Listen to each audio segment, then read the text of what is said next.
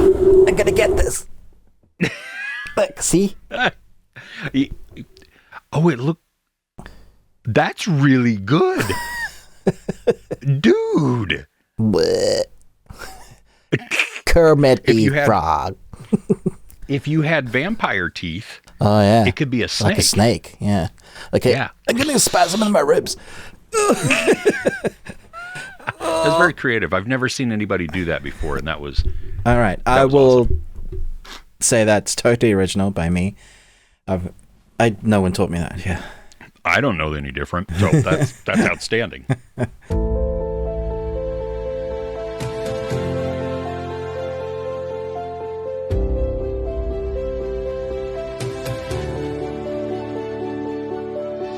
Welcome back to the best thing you watched this week. Thanks for putting up with our nonsense. Hope you've had a good week. Thank you for joining us week on week. If it's your first time here, thank you for spending your time with us. We're going to be talking about the best things that we watched this week. We have an audio exclusive content that we do wherever you listen to your podcast. So we have a video segment where we do the best things we watch. We're doing Christmas films as well in the segment because it's the Christmas time. And then in the audio segment, we've been talking about films we haven't seen in a long time or have never seen.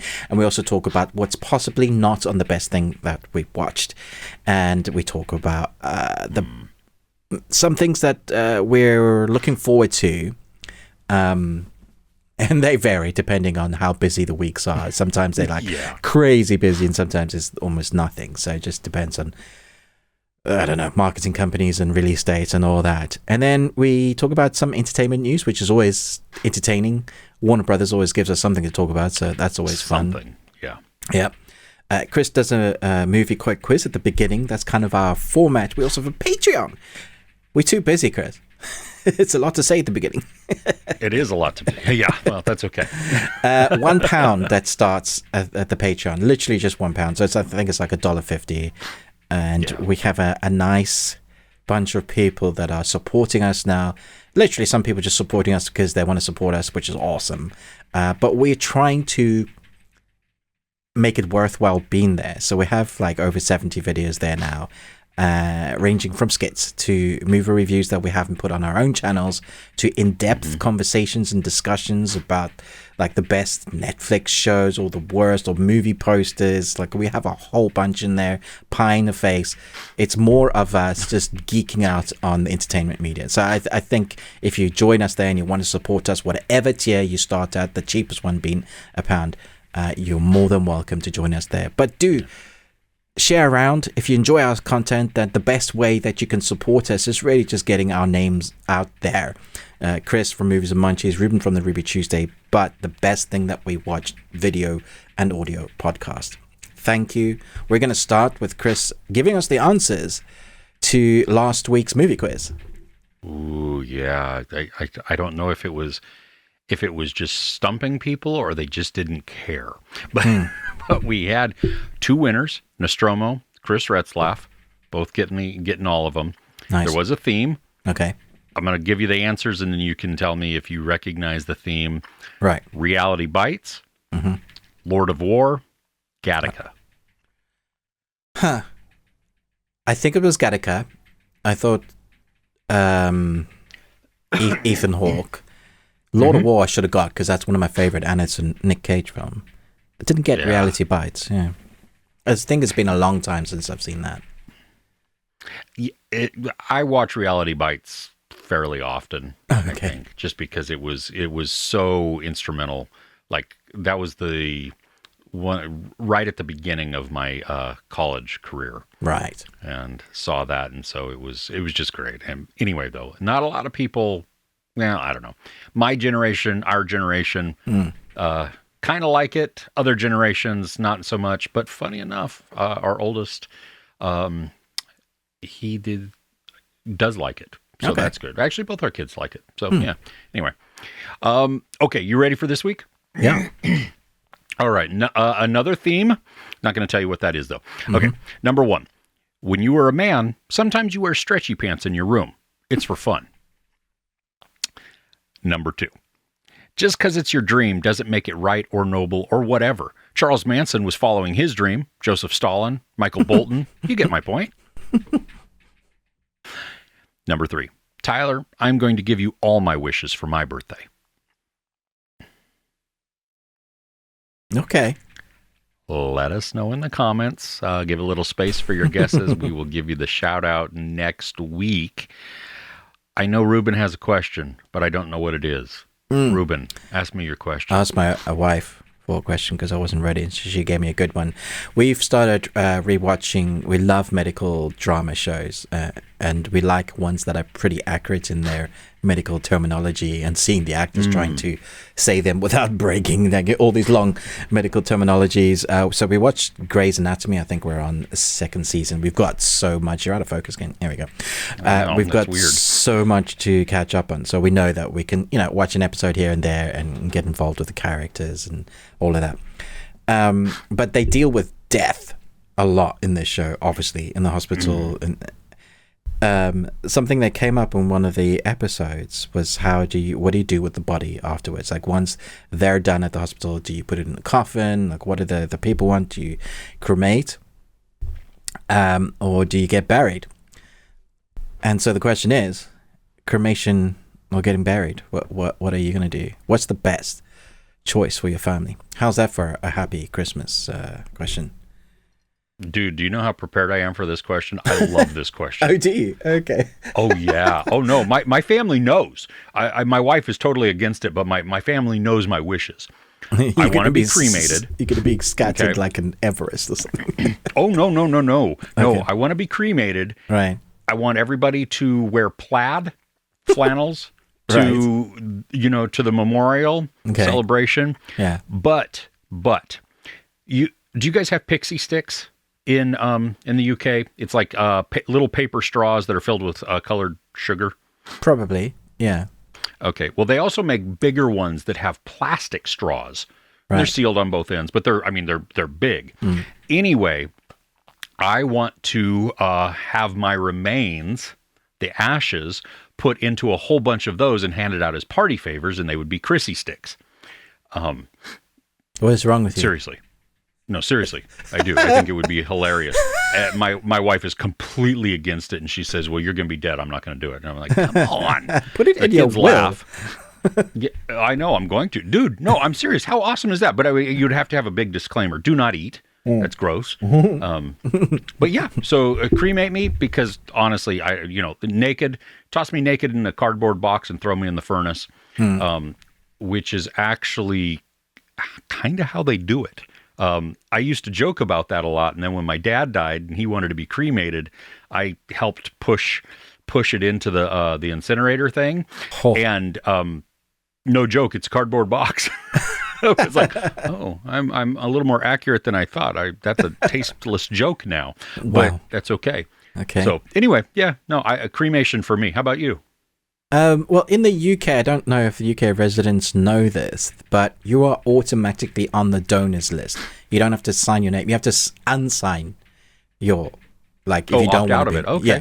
Mm-hmm. So if they can use my body to save someone else when I die, go for it.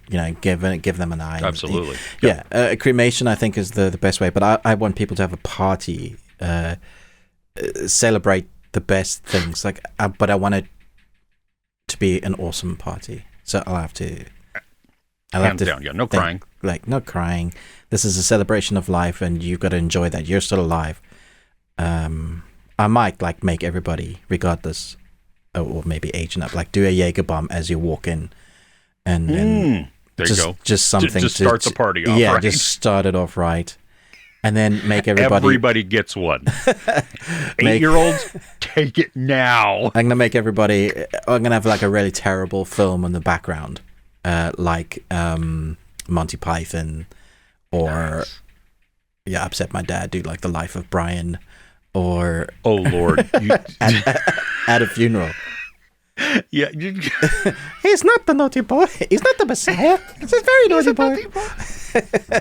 It's giving us a sign. It's the shoe. Oh my gosh. That's weird. I just wanted it to be really fun. Just do you remember that, Ruben's funeral? That. Yeah. I don't we were so sad. But no, absolutely. I have to think about the family, but I want them to remember me happily, not sadly. And funerals are so depressing anyway, aren't they? So I thought about doing a video like in the IT crowd where I talked to the family, and then I said, "Okay, you can shut that off now," and then wait for a second, and then go, "Okay, so it's all buried in Father." Anyway, okay. Being a YouTuber, I think it'll be pretty cool to have a bunch of messages for your family that release like yearly after you're dead. Yeah, after it's like, hey, don't do this. You should be watching this. Hey, let me tell you, like, just rattle off like 20 terrible dad jokes, or yeah, that could be fun. Here's your yearly reminder that your father's dead. This is a terrible show, and you should never be watching it. Hey, just so you know, goodness. Firefly was cancelled by Fox. They suck. Carry on. Just 10 but seconds. Hey, Family Guy was canceled 2 or 3 times, and look, it's back. So there you go. Yeah, it's true. Yeah. Hey, did you keep my head? Like, if they do cryogenics, we could come back.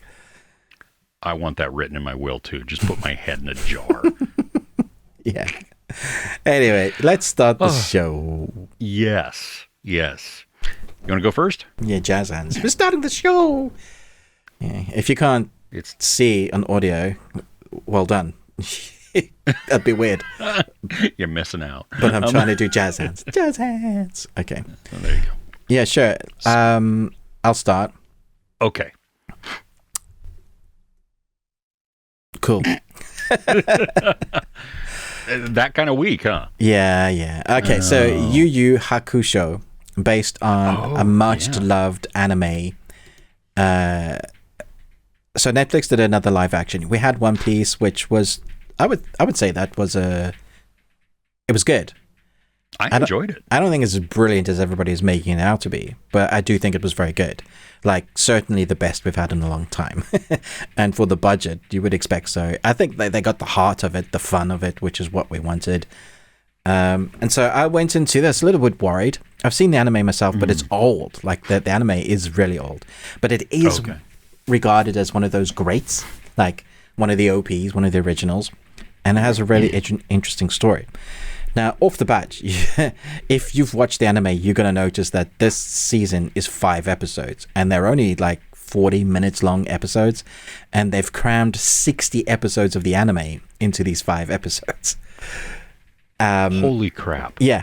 How they did that is completely miss out a tournament arc that they had in there, and also introduce characters at different points than they were actually introduced.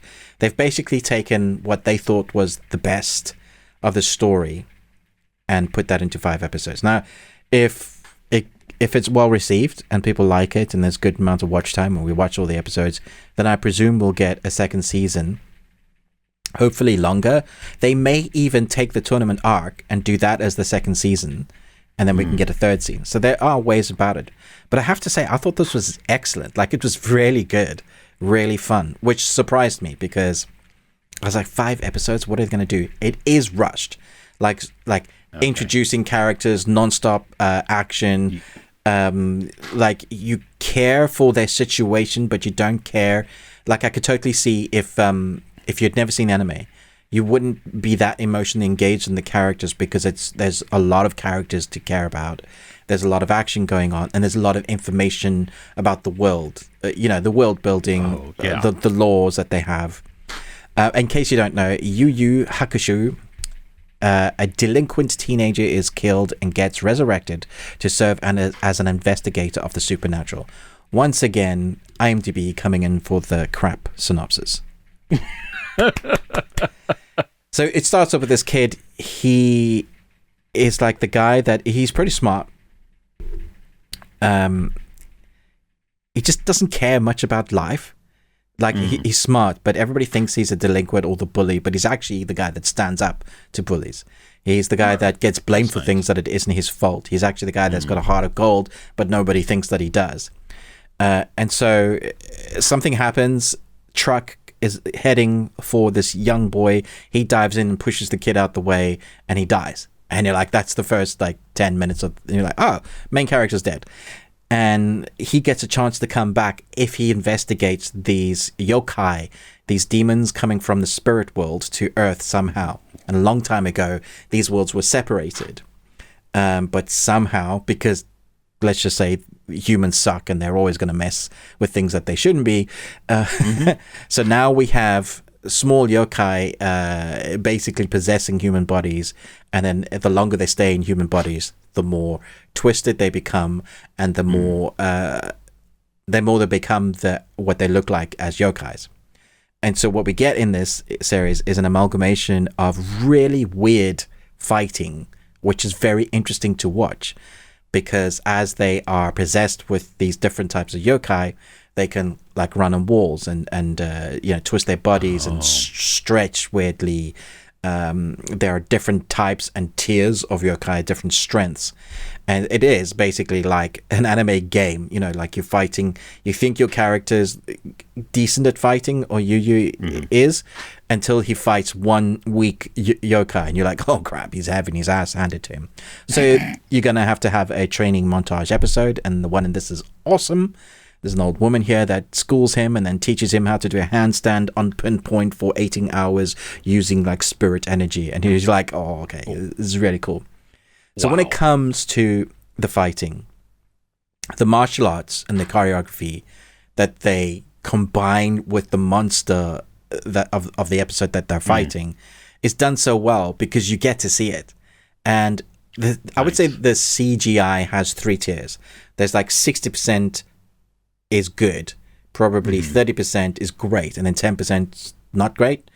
So it varies. There's some stuff you can totally understand why it's not great. Like there's a muscly monster dude that there's all sinew and tissue, and it's like the live action version of a Attack on Titan giant. That kind of looks like that, where all the muscle is exposed. And so your brain kind of like, it's not real, it's not real, that sort of thing. But during the action, you don't care at all. So when you see anime fights that you only see in anime in live action, and they've done it well, I'm like, dude, this is great. Like, I'm there for it. The characters are ridiculous, over the top. The costumes are what they were in the anime. There are a few things like the main character doesn't have the hair that he should. But it's not as bad as like what One Piece did. Usopp's character from One Piece was meant to have like a ridiculously long nose, and they just didn't do that. And it's like, if you're going to embrace anime, embrace it. Like, take the things that the anime is and put it on screen, because that's what the fans are going to want. Because that's really your big demographic. It's going to be those people that have watched the anime, want to see it. And then it'll be other people coming to it. Well, that looks interesting. I had a few comments. It was like, oh, here's another guy comparing it to the anime. It's like, of course I'm gonna. This is an adaptation from the anime. If you've seen the anime and you're reviewing, that's fine. If you haven't seen the anime and you're reviewing, that's also cool. But I have that to pull from, so I'm gonna reference that. So I can see why fans, like massively big fans of this anime, don't like it, because it's squished. It's all stuffed in there.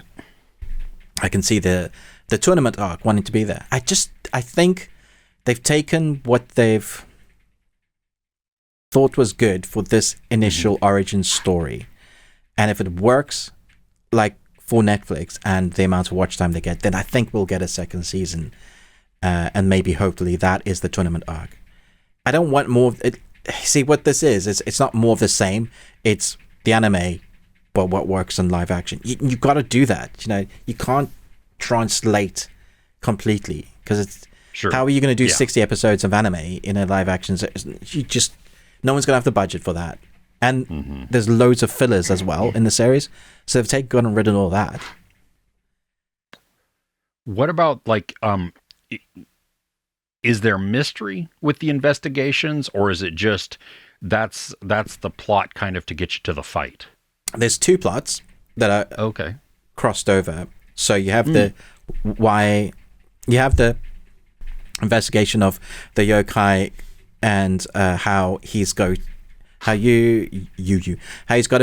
defeat the yokai. So he's got to have that training. And then there's there's 3 sort of weapons that stronger yokai have, and they shouldn't have. So he's got to take out the three main ones. And then there's the big arc as to how and why and who's forcing that all into. So it works its way into the end, and we understand why it's happening. I mean, the last episode and a half is like a big battle in a like stadium area, and that's great. It's exactly what you'd want. Like, is it cliffhanger ending, or does it kind of? No, it wraps. Okay. Yeah. Okay. So if it did end, it's somewhat satisfying. Yeah, it'll be fine. But yeah. Okay. But honestly, it looks great. The acting is good.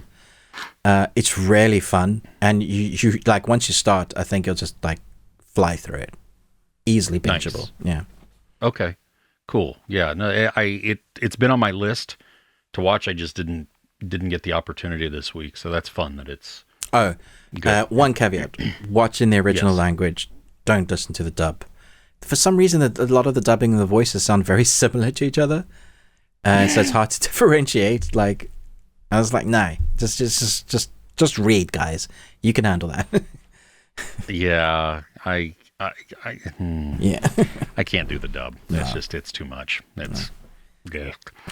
Cool. All right. Well, definitely gonna give that some time to watch. Mine, I got to see a early screening this week of The Iron Claw. I am familiar with some wrestling.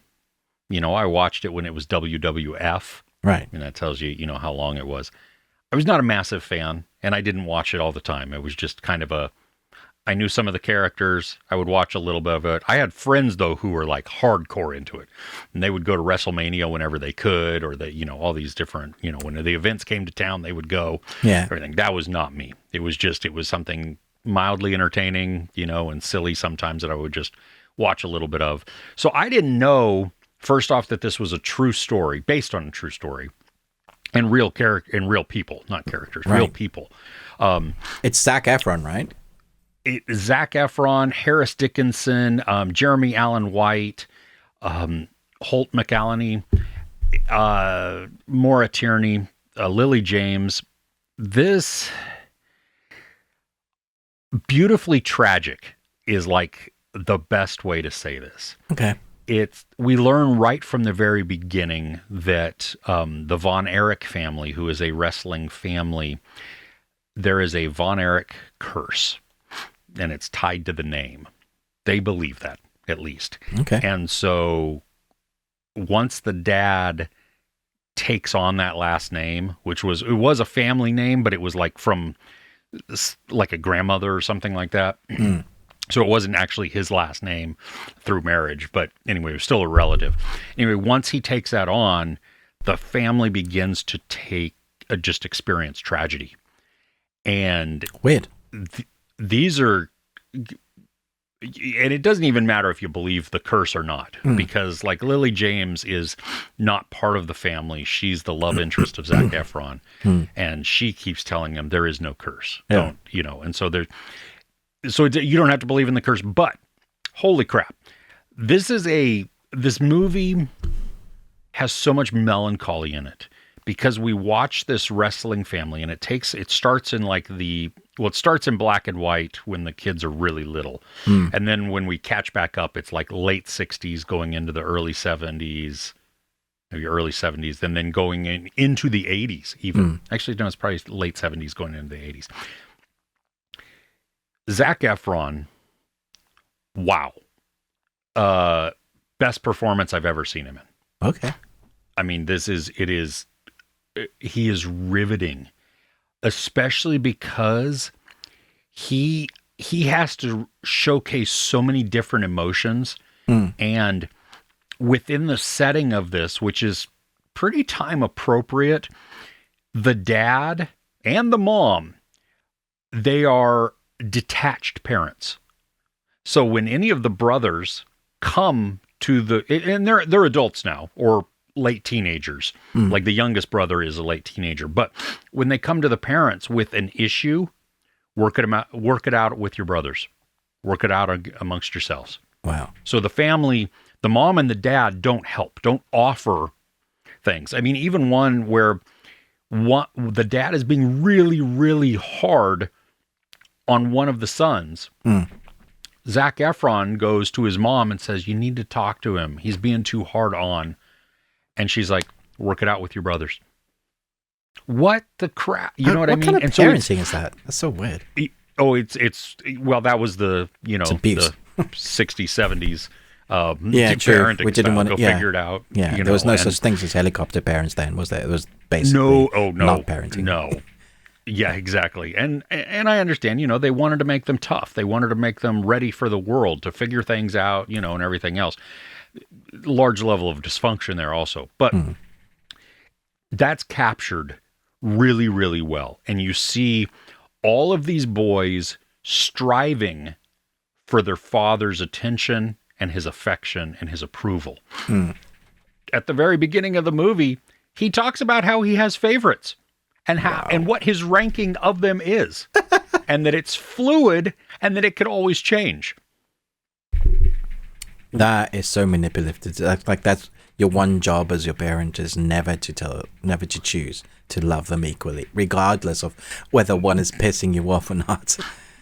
Dude. Well, and because think about it. You have these boys that are growing up because their dad was a wrestler. They're now, that's the family business. You wrestle. That's what you do. Yeah. But what happens if you don't want to? And we get to see some of that. And the dysfunction that goes in there. But I'm telling you, man, it is sad. It is overwhelmingly sad. Okay. But there is joy that is tiny bits here and there. And had the ending not given us the glimpse that we see, I don't think I would have liked this nearly as much. Because what we would watch is just a tragic story play out that leaves you hopeless. And what you're hoping for the entire time is that one of these brothers is going to change. They're gonna recognize how wrong their environment is, and make a change for the better. You know what I mean? And you want that to go, and you want that to happen. In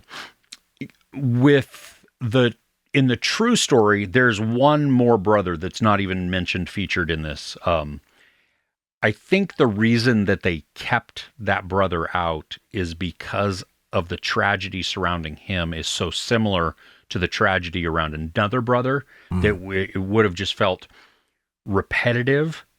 And for a story, you know what I mean? It's tough when you're doing these based on true events, because some people in the comments were very upset that this story was taken out, and I can understand that from a historical aspect, but also from a storytelling aspect. I'm not sure I could take more. I was just going to say, if it was that sad already, could you handle even more of the same?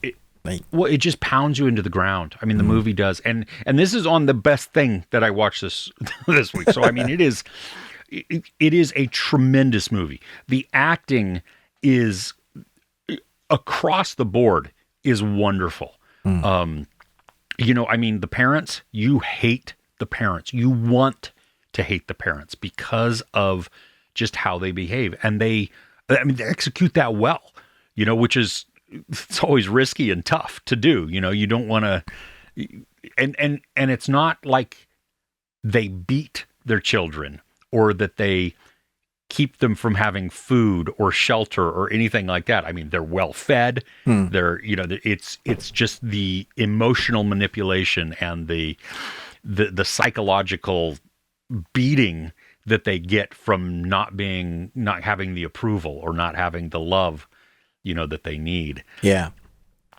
Oh, wow. It comes out right before Christmas, at least in the US. And it is a phenomenal movie. I really hope that Zac Efron is recognized for his performance. Right. Because you see a very mature performance in this, where he rides that line of falling in line with your dad. You know what I mean? Like towing the line. I'm using the word line a lot, but like his behavior, his dad expects his behavior to be this. So he does that, but within his being, without even saying anything, you watch the devastation and the conflict that's going on inside him. And then you get to see how that progresses. There are payoffs, which is outstanding. One thing that was kind of unique is that when tragedies would happen, when bad things would go off, we weren't shown them. We only got to watch after the fact. And like you led up to it, and then you knew what was happening. I mean, you it's not like, well, gosh, what happened there? No, it's very clear. It's very understandable. They chose to not show something violent or gory or grotesque because it didn't need to be, and it would take away from the emotional impact of that part of the story. You know, the part that we want to focus on has nothing to do with any violence that's shown. It's all of the emotional and physical outcome afterwards. So don't go in. That happens. So is there good wrestling in it, but it's not a wrestling movie? There is wrestling in it. I thought the wrestling was great. Okay. It's a lot of fun. They do a good job of showing us some extended scenes and then the cuts from different angles, like you would see in a wrestling match, on TV or something like that. So you have all these differing angles, and I thought it was fun. And there are moments where it's like you feel them hitting the mat or hitting the ground or whatever, and you're like, wow. The movie is slow. Okay, it's over 2 hours, and there are parts in this that I thought were absolutely beautiful. I mean, just spellbinding in the visuals, but it also takes time. I mean, it lengthens what you're watching. So if you're expecting something faster paced or you're impatient, you're not going to enjoy that part of it. Because we had that other wrestling movie, also based on a true story, but it had heart, but it was about the young female. Oh, Fighting with My Family. Yeah. Which I love. Oh, yeah. But I'm guessing this is a very different style. Very different story. Yeah. I mean, that one is more comedy and this one is upbeat. Not, by the sounds of it. Yeah. This one is not. Yeah. There's a scene, and it's shown in the trailer, where you see the back of somebody, and it's Zac Efron, and you see the one rope of the ring.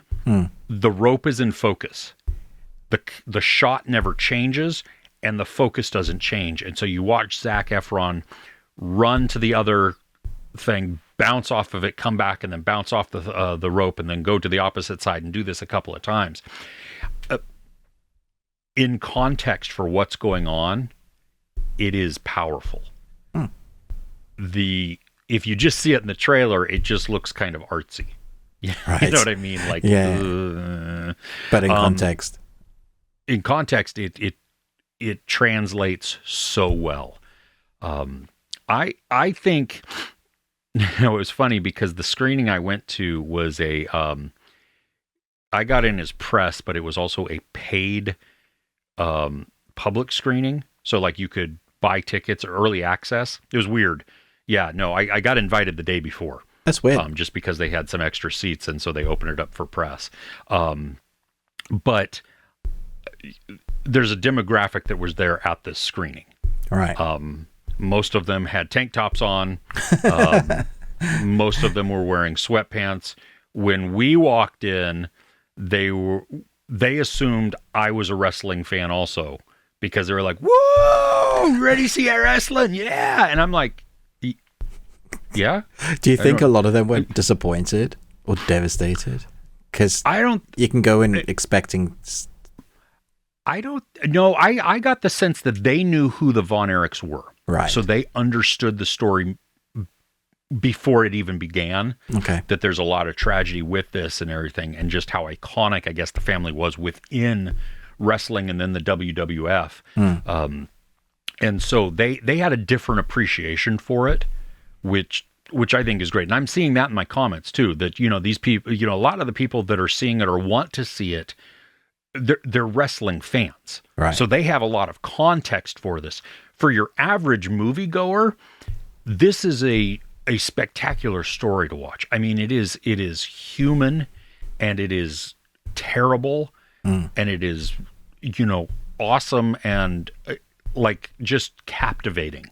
I can see it kind of polarizing people, maybe, because if you don't click with somebody, if you don't click with the characters or whatever, or even the emotion of the story, it then becomes very long and boring.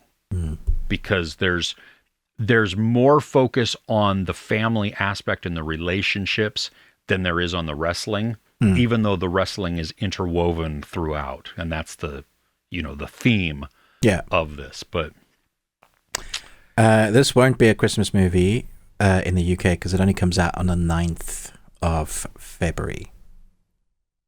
February, yeah. So I don't even know what that. Because I was going to say maybe not a Christmas movie, because that's not going to put you in a particularly Christmassy mood.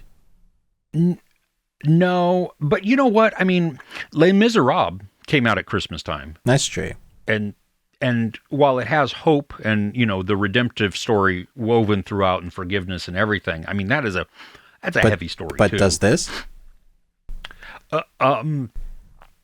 At the end, there is and that's the thing. The end, holy crap, there is a small set of lines that it just gave me chills, actually, because of how emotionally gut punching it is in the best way possible. Like in this moment, you see a switch, and it comes about not necessarily in the way that you would expect. And I mean, so from there, and then it's quick after that. I mean, it's like it happens.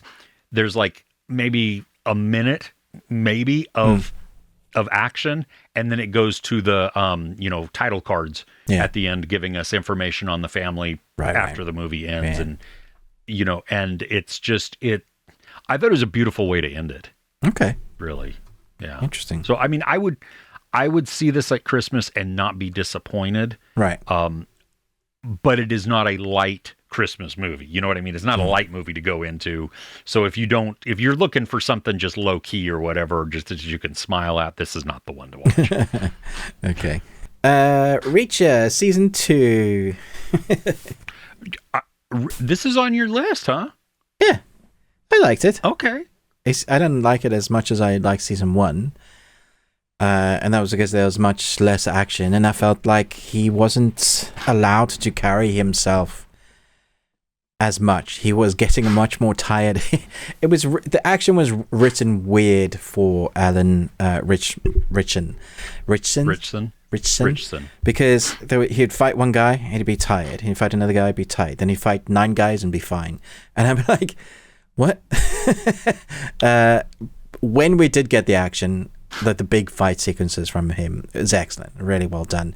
I think the difference this time is we have a big team, and we have lots of long flashback sequences to get to know that team, which I guess adds weight to you caring about them somewhat. I prefer the Lone Ranger sort of, the team building along the way. Here it's established like from the get-go, and that this is the story. It's based on the 11th book from Lee Child. So it's like we're just gonna do this. We're just gonna pick this one and do this story. I like this story. Let's do this one. Yeah. Okay.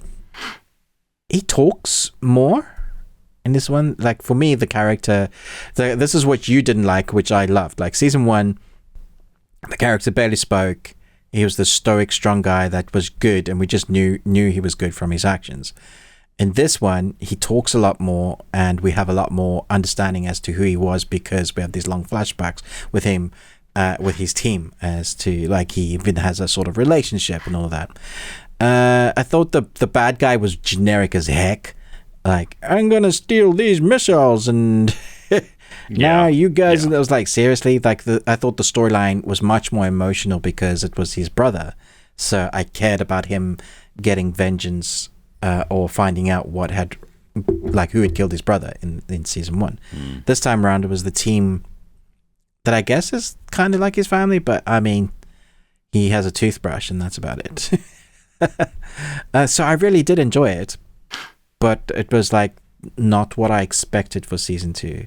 It is, it has already been greenlit for season 3. So, yeah, what did you think, Chris? Well, considering my review of season 1 was my most liked video of that year, I kid. It was the most disliked video. I pissed everybody off, apparently. Yeah. Which is funny because I'll get to my thoughts about that in a second. But the some dude was like, you know, oh, good to see you actually liked this season. You're just a beta male who you know, didn't like the first season. And I'm like, you're kind of stupid, because the alpha version is the worst version ever because it's the first thing. It's with all of the problems and everything. The beta is the one that's almost ready for market. I don't think he knows what he's actually saying. Yeah. Thank you for calling me a beta male, because that means I'm closer to being good and ready for prime time than you are as a rough draft. Jog. That's not. Yeah. So anyway, and I think he doesn't understand that Alan Richmond's character, just because he's big and buff. He's not the alpha male. He's the guy that's thinking all the time. Yeah. All right, whatever. Yeah. Okay. I had a lot of fun with this season. Okay. I liked I liked getting the team and the flashbacks, because that was everything that I was missing in the first season, is that this dude is a stranger, and so I have zero reason to care about him. He doesn't talk. Sure, he's a good guy, whatever. So is the cop that he befriends, you know, the detective. He's a good guy too. I don't know him either, you know. Okay, his brother died. I'm sorry, that's sad, but because I have no emotional tie to you. And I thought the mystery in that one was pretty stupid. This one, at least there was a little bit of intrigue, because you had what's his name, Terminator, the T-2000, Patrick. Robert Patrick, yeah. In here, but then you had a different bad guy also. And I liked that bad guy because I didn't necessarily know exactly what his thing was. But they were building up. No, I really liked him until the end. They were building up a big crescendo bad guy face-off. And I was like, really? Come on. I wanted to see them go head-to-head. That's the fight I wanted to see. Sure. No, I get that. The action I thought was a lot of fun. I mean, when it happened, there were some brutal moments. There was one where Reacher snaps some dude's shin, like the leg just not once, like it breaks and then he breaks it again. And then no, it was, he did gnarly things to people. But so did the rest of the team. I thought that was really great. And I love the connection that we see with them, because I'm okay with him being this solitary guy who goes around righting the wrongs. He's Sam Beckett, who just doesn't time travel. Right. You know, I'm okay with that. But I need to understand why he does this, and more so care about him as a character, so that when he does go and do these things and there's peril involved, I care that, that happens, that here's an interesting reflection. You could almost have watched season 2 first, then watch season 1, because you have all that background about who he is. Yeah, which I probably would have liked season 1 a whole lot more had I, because I have this connection, There are stupid moments in this. There are some terrible dialogue at points. Oh yeah. Yeah. I mean, there is like some over explanation, and there are some things where it's like, dude, are you The serious? exposition dumping did piss me off in this one. Yeah, I was just like, this is a lot. Yeah, there are some villain monologues where I'm like, really? Did you? We have this here because this and this and this. Are you kidding me? Because we already know what that's from other dialogue before. You could just hold it up and said, here's, and there you go. Then we instantly know who that is, what that is, and everything else. And so yeah, so some of that, I mean, this was not an awesome series for me, but I liked it so much more than the first season. Yeah. Which I was hoping for, and that was the thing. I went in with an open mind, and the dynamics between the team, I think, are great. Because you have that, the guy with the switchblade and the brass knuckles. He's the smallest of the group, and he is. I was going to say, I think they should have kept that story as the main arc. There's this person that's hunting the team to kill them off, like a really well trained sort of killer, but assassin, and them figuring out like how to find him and take him out before he kills them all. Great story. Simple but effective. But then it works its way into this like villain caricature that didn't really it didn't bring anything to the story. Yeah, that becomes the generic aspect of it versus I was engaged. See, that was the thing. I was engaged with that story arc of the team being knocked off. Because now I get to see who the team is and what they mean to Reacher, what they mean to each other. And you see the camaraderie, the friendships, all of these things growing, and then even some doubt thrown in to how it's coming about. Yeah. I'm like, wow, I'm invested in this part of it because I know who they are. And that's what really hooked me in. I'm still excited to see what they do with the third season. Yeah.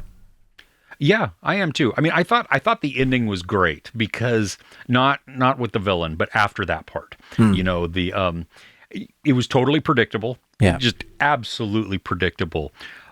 But it was still funny. Yeah. I mean, it was great because, he's like, I need a new toothbrush. And they're like, that's what you're going to do serious? with the money. Because, when he pulls it out of his jacket, like halfway through the season or whatever, and you look at it, it's got duct tape on it. Yeah, because it's snapped. Yeah, and he's like, oh my gosh. Yeah. It's like, oh, he's serious. That's what he's doing. Cool. Yeah. But see, and it makes all of that, his lifestyle makes sense. Because it's woven throughout all of the flashbacks, so that it completely just works within there. I think they missed out greatly by not giving us a character driven, like something to really care about, versus meathead go beat some people up and grunt a lot. That's what season 1 is with terrible mystery. So it. I don't know. I just pissed more people off again because they love season 1. I'm sorry. It's a terrible season, especially as a first season. Maybe as a second season, it might be good. But anyway, sorry. It's okay. It's okay, Chris. It's fine. If you hurt your feelings, I'm sorry. So what was the second thing? If Reacher wasn't your number 2, what was the second thing on your list? Poor Things. Interesting, because I've heard very mixed responses. Some people have this on their worst film of the year, and some people give this 5 stars. So it's I was interested to see your review on this. So Poor Things. Emma Stone, again, like Zac Efron in The Iron Claw. Emma Stone, wow, her performance is off the charts. So good. This is kind of a Frankenstein story. I had somebody make a comment that it's we're watching people take advantage of a child's brain inside an adult's body and then use it for sexual pleasure. And I'm like, I'm not sure you actually saw the movie, because that's not really what happens. And then when she does begin to be taken advantage of, the person who's doing that, we are already known to have it's established that this person is a terrible person, that they are already despicable, that they are already self-absorbed, that they are just, they're not representative of the good things in humanity. Is there quite a bit of sex in this? Because that's one of the comments I saw. There is a ton of sex, a ton of nudity.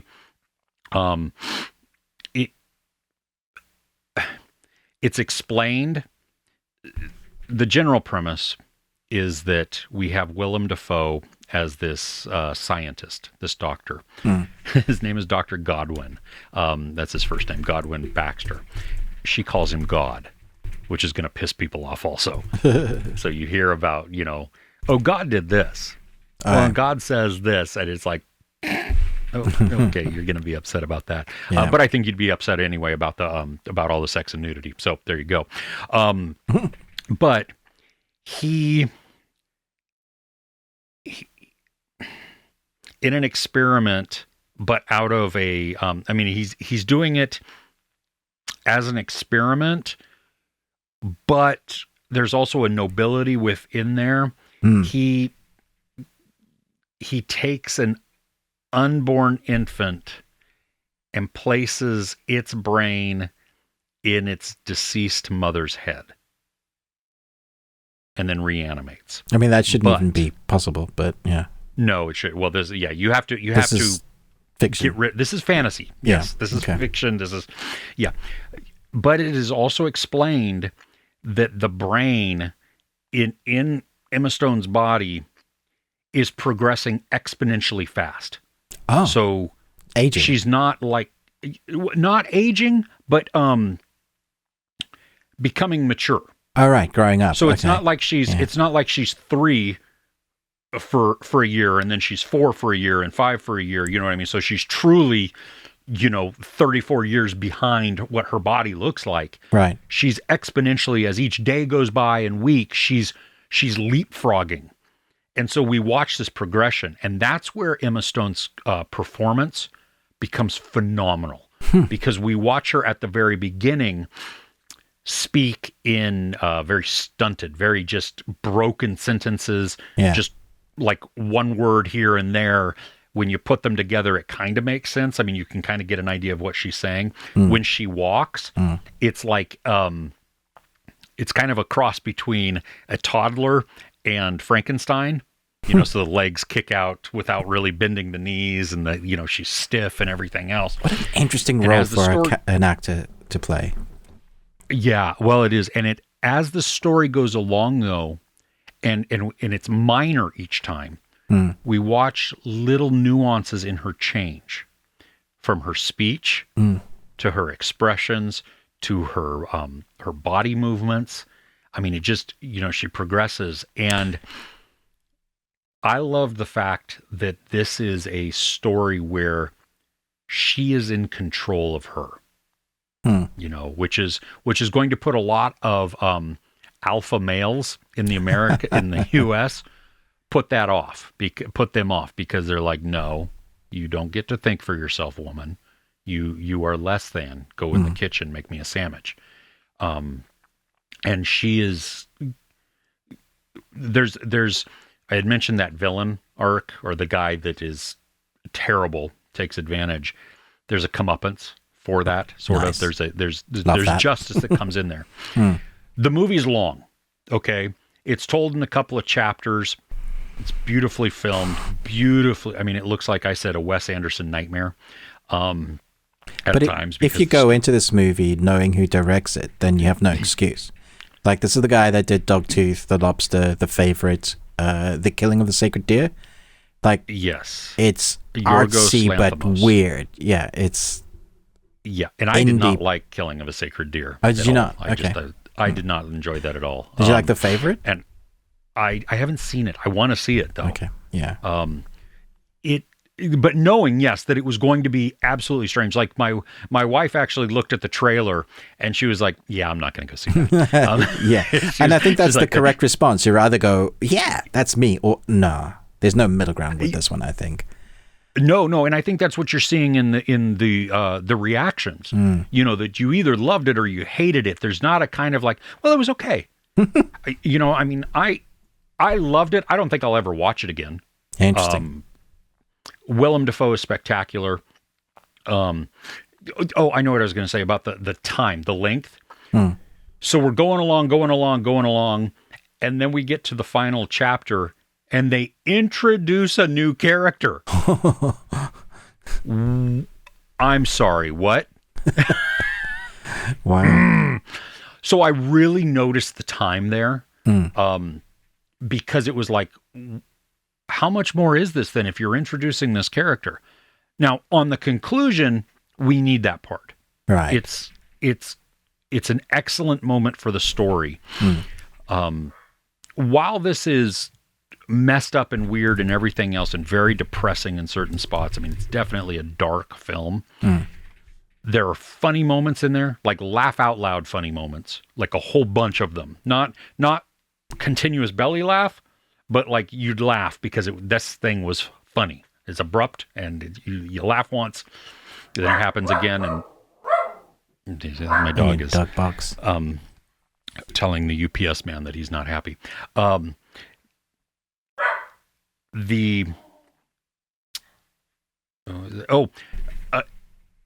It ends though on an upbeat. There's bizarre visuals in this. Going back to Willem Dafoe, I know I'm jumping all over the place, and I apologize, but Willem Dafoe has this messed up makeup. I mean, it's gnarly. Yeah. Totally makes sense for his story, which is explained. Okay. There's oddities all around this.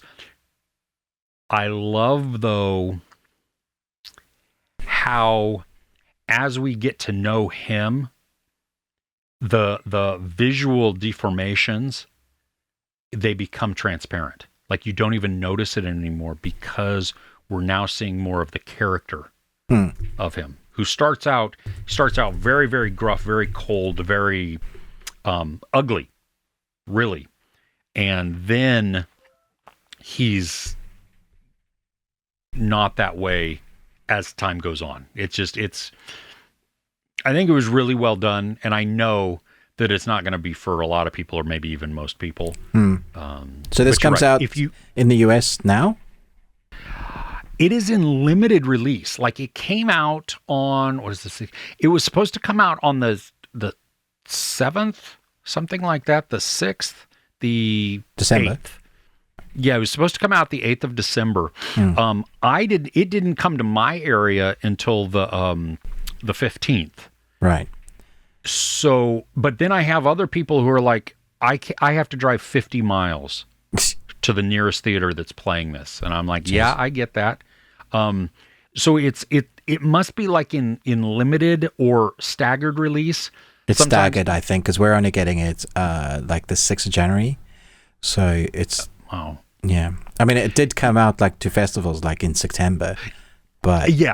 So I know a lot of people saw it in festivals and stuff. I mean, it's kind of like, I don't know how it was for you in the UK, but when Parasite came out, like it was, I think, 2 months had already been out, like in public before it got to where I was at. And then I could only see it at our art house cinema, which was fine. I mean, it was great, but it's something like that. So I don't know, because again, my son works at a theater, and his theater had the posters up and a stand-up, like a big stand-up of the movie. They're just not showing it. And they're not playing it. Wow.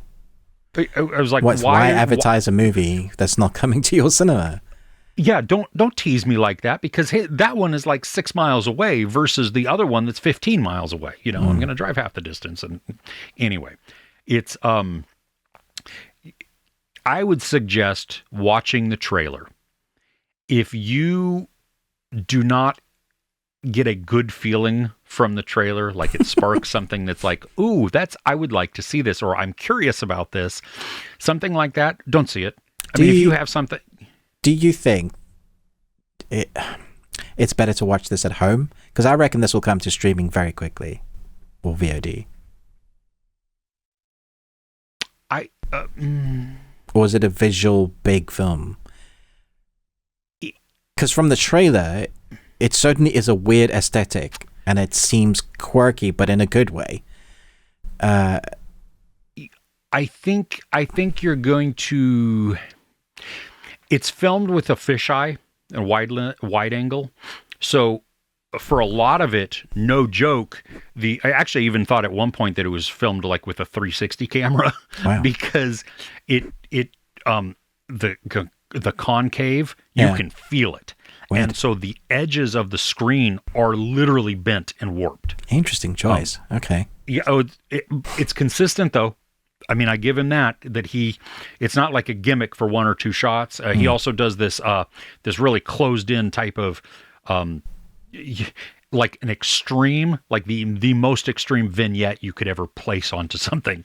Like it's just like you're looking through a peephole, right. And everything else around it is black, and you just you follow the characters. So it's weird.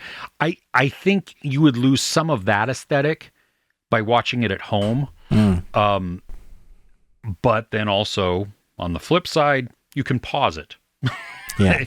Also, you might not find it at your local cinema. Well, this is true also. I think, yeah. This was, again, I'm not going to watch this again. I don't think I'll ever have a need to rewatch this. But it's done really well. Visually, it is spectacular, very creative. The acting, whether or not you you like the characters, I mean, some of them you're designed to hate. They do just outstanding. So, okay. Yeah. Nice. There you go. Yeah. Right. Should we talk about our Christmas movie? Yes. I'm so excited that we chose this one, even though we've already talked about it multiple times over the years. We have, yeah. Every Christmas there are movies that we like to rewatch that put us in the Christmas mood. And I honestly wasn't feeling Christmas this year at all because both my boys are at uni. They've actually just arrived back today, so I'm happy about that. But house is cold and empty, and I'm just like, I don't want to. Can I just go back to sleep? So eventually, after discussion, we decided to watch Love Hard. And it's one of Netflix's original Christmas movies. It stars Nina Dobrev as Natalie Bauer and Jimmy O Yang as Josh Lin. And it's about a woman that she is a journalist, and they basically chronicleize her broken love life where she goes on these terrible dates and meets terrible men who just are awful. And some of the dates you see at the beginning are hilarious. Like they are terrible. But then she finds like the perfect guy, and she checks him out and seems like he's all on the up and up. But when she arrives there, she finds out that it's Jimmy O Yang and not this perfect looking dude who's played by Darren Barnett, Tag. And that's where the shenanigans start, and that's where I think we really fall in love with the film. Also stars people like James Saito, who's Bublin, who is just, he's the best dad character. Yeah. And then there's the grandma, who I absolutely love. I don't know her name, but she is. Yeah, Athea K, who's Grandma Junlin. Yeah. She's wonderful. She's so inappropriate at the breakfast table. Oh my it was gosh. Awesome. My wife loves this movie for one reason, and that is the song that they sing, that they change the lyrics to, Baby It's Cold Outside. Baby It's Cold Outside. Yeah. It's hilarious and really funny. Why do you like this movie? Yes. Because, I mean, it's a combination of so many other movies. Right, I mean, you have Love Actually in this. You don't have Die Hard, even though Love Hard, because there's an ongoing conversation of, is Love Actually the better Christmas movie? What is the best Christmas movie? Yeah, yeah. We've already established that Die Hard is a Christmas movie. So, yeah. But anyway, so they go back and forth with that. But then you have some feelings of While You Were Sleeping. The whole thing shouldn't work. I think that's what was so surprising, is that it's taking ideas from all kinds of other movies and then putting them together. And then it's very, very predictable. And yet Nina Dobrev she's unlikable and likable all at the same time. That's a good way to put it. Yeah. She's been catfished but then she catfishes somebody else. And so you're like, dude, how do you don't even, you're doing the exact thing that was made you mad, and yet you have no problem doing it. Yeah, it's like, why don't you see what it is that you're doing? I also was really surprised that Nina Dobrev worked, because I watched a terrible series, Vampire Diaries, and she's like the main character, and it's not good. It's so teen. And you end up liking it because you've seen so much of it, you want to know how the story ends and what happens, like a soap does. And so when I saw her, when this first came out, like as the main lead, I was like, oh dear, this could be really cringy. And she's good, she's fine, but I think Jimmy or Yang compliments her in such a way that they elevate each other's comedy. Yes. Yeah, I mean, she is actually really funny in this, which is, I mean, she has some good timing, but I think it more so works because you have Jimmy O Yang in this also, he's so likable, even though he did bad things too. I mean, he's the one that catfished her at the very beginning, and it's just. But when you find out why, like, and he didn't mean to, like, he wasn't one of those creepy dudes that was catfishing her to do stuff. He was so surprised when he sees her, like, what are you doing here? And the parents' reaction. But you're his girlfriend. You're really? his girlfriend. You gotta love the brother though as well. Oh my gosh, that dynamic and the attention-seeking whore that he is. Jeez. I mean, he's obsessed with it. Like, he's so.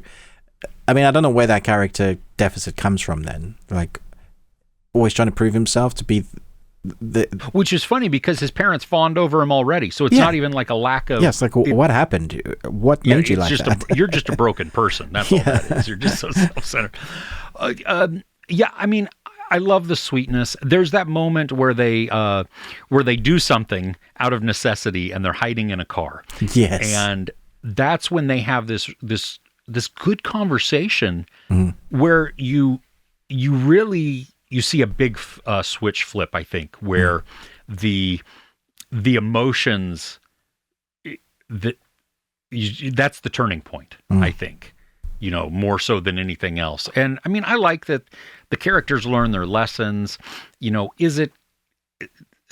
None of it should work. I think that's where it gets to me, is that none of this should work. And yet when we watched it the first time a couple of years ago when it came out, it was like, oh my gosh, this is an instant classic. Like, this is an instant rewatchability and something that I want to watch every single Christmas because of how funny, how touching, how sentimental it is. Because even the conflict is minor conflict. Yeah. So it maintains that happy feeling, even though there is some tension within it. It's got Christmas music, Christmas singing, Christmas presents, crazy family. It ticks all the right boxes and then manages to keep you interested and caring for the characters. So, yeah, this was good. Again, and I think we've seen it like once every year since it came out. Yeah. Yeah. Highly recommend that. Yeah. Do you have an anime or animation or something for your over 9,000 segment? Yeah. Over 9,000. Jujutsu Kaisen. I'd been leaving the episodes because I wanted a bunch to watch together, and so the second season has been playing. We now only have 3 left of the season, so it's building up to the end of the second season. But again, I think it's just like the first time where most fans of anime will agree that at the moment there isn't a better anime out there than Jujutsu Kaisen in terms of quality and story, what you get on screen, what you see, and how brutal it is. Like, you think characters are safe, but that's not true. Like, you can have an established character that's been around for 40 episodes and just like that, they'll be taken out. There's mostly no trick. Like, a lot of other anime have this thing where they're like, regeneration jutsu, and so you've killed off your characters, but you bring them back some magical way. This one, even though it's all ninja and spirits and stuff. If a character dies, they're generally dead. They're like part of the story is that there's this dead character that's back, but only for a certain time and being used as an enemy. And so that person comes to face with like another part of their family that they have to fight because they're being controlled, and then they come out of it for a split second, are able to control their dead body, and what they do is incredible. Like, there are moments like that are just so well written into the storyline. There's also deep dives you can do if you love anime and you want to know why it's so good. There are like these stop frames that most people won't see, but what they put into, there's little messages from the creators that you can see.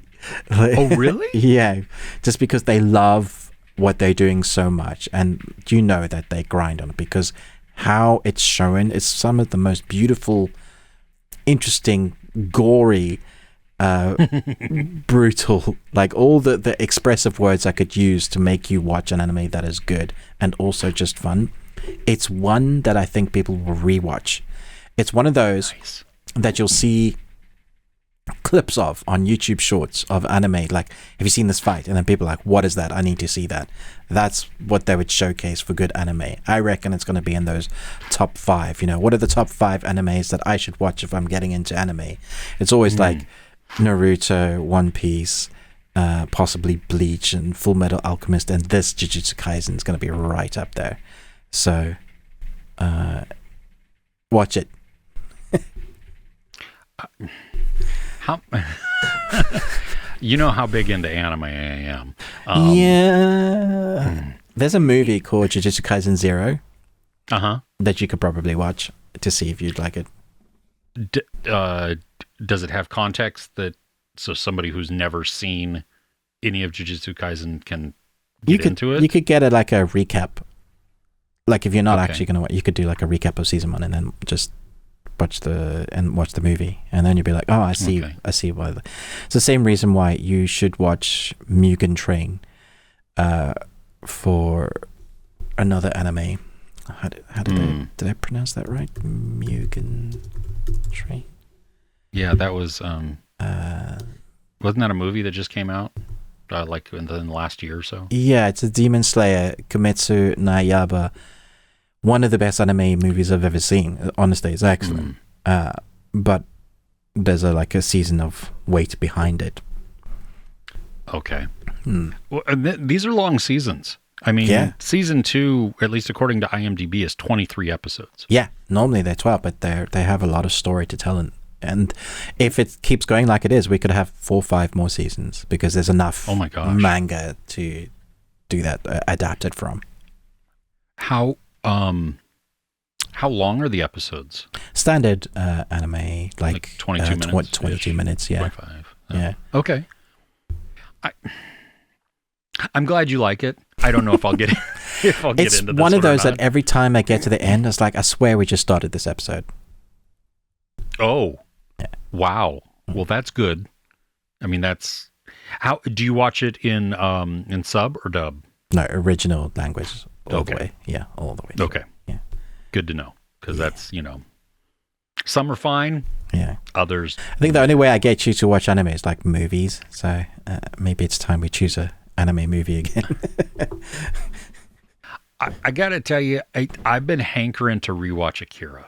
That I love Akira. Yeah, we should totally do that. That's such a good film. Me and my kids saw that a couple years ago at a theater, and oh my gosh, it was so great on the big screen. But normally that's the starting point that launches people into the world of anime. What happened? It's not that I think anime is bad by any means. It's just I don't know. Some of it, like the what's his name? The Studio Ghibli stuff is just it's beautiful, but it's weird. And you don't like weird? I love weird. I love weird. I love weird, but sometimes I'm just not in that weird mood. You know what I mean? Yeah, it's fair. I don't know. Akira's not weird? Oh, Akira's very weird. Akira's so weird. Especially the last, third of the movie. Third of the movie is bonkers. I love it. What? Yeah. So I'm down to watch a movie. When I visit again, we're gonna have an anime day. I'm gonna sit you down. I'm like, right. We need to sort these out. Okay. Fair enough. Fine, we will do that. Hey, man, I watched your Broncos thing. And you're better for it. Am I? Actually, okay, I am. You did watch The Way Back. Yes. So that was incredible. Yeah, that was great. No. I was just thinking about the deer, and it was cracking me up. So yeah. Oh man. And what's his face is amazing in that. Sam Rockwell. Sam Rockwell. Yes. Yeah. Attack those. I hate those. All right. Do you have anything else on your list? Okay. Hey, thanks for joining us. Don't forget, we have our Patreon opportunity, patreon.com/thebeardedones. That entry price, like Ruben had talked about, £1. Gets you in over 70 videos there. And different tiers if you'd like, but the £1 gets you into access for everything. Mm-hmm. We didn't on talk the about 6th this at the beginning of January. Yeah, that's exactly it. We have our live action adaptation from our podcast to live action. So we're doing it live basically on both our channels at the same time. It's going to be interesting. I'm sure it's going to be messy, but it'll be really fun. That's on the 6th of January. I really should have said this at the beginning. So if you're still listening, thank you. Then you guys are most likely the ones that will be with us on the live. Oh man. Well, wherever you happen to listen to podcasts, if you could rate and review us, if you've never have, that would be outstanding too. And then don't forget to like, share, subscribe, do all that silly YouTube-y stuff, because it does help us. Seriously. The like, you may not think that that's anything, but the like, just doing that, YouTube sees that and goes, oh, okay. And they share it along, which is huge for us. But Ruben with the Ruby Tuesday, me, Chris, Movies and Munchies, that we will see you next week. Take care.